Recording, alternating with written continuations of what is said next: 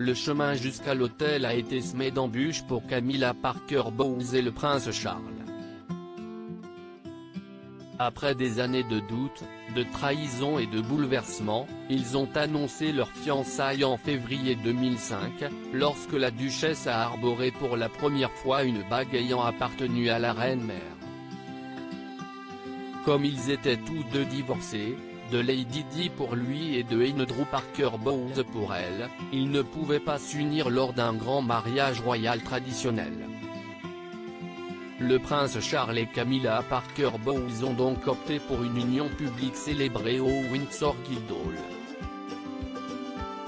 Ce jour-là, les princes William et Harry se tenaient aux côtés des enfants de Camilla, Laura et Tom. Je pense que Charles a toujours voulu faire de Camilla son épouse, sa femme, affirmait l'experte royale Jenny Bond dans un documentaire diffusé sur Channel 5. Et si tout s'est déroulé pour le mieux, la duchesse entretenait de grandes inquiétudes avant de devenir l'épouse du prince Charles.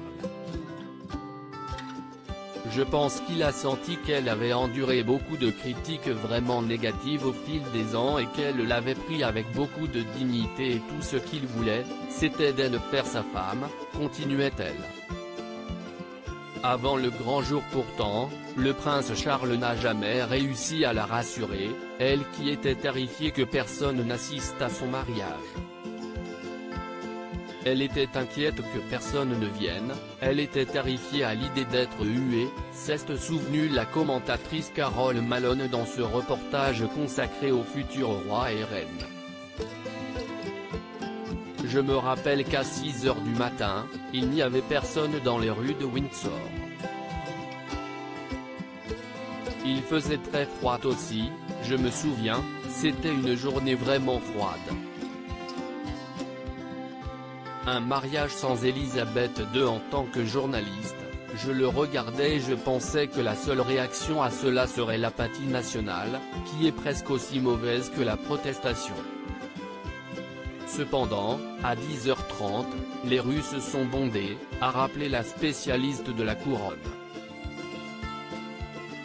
Et si le mariage de Charles et Camilla a été applaudi par de nombreuses personnes, ils se sont unis sans Elisabeth II.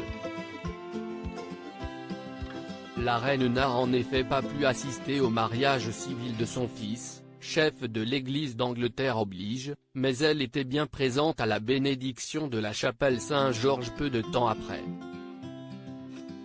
Après son mariage, Camilla Parker Bowles est techniquement devenue princesse de Galles, mais a préféré ne pas utiliser ce titre par respect pour Lady Diana. Au lieu de cela, elle a choisi le titre secondaire que la reine lui a remis ce jour-là, duchesse de Cornouailles.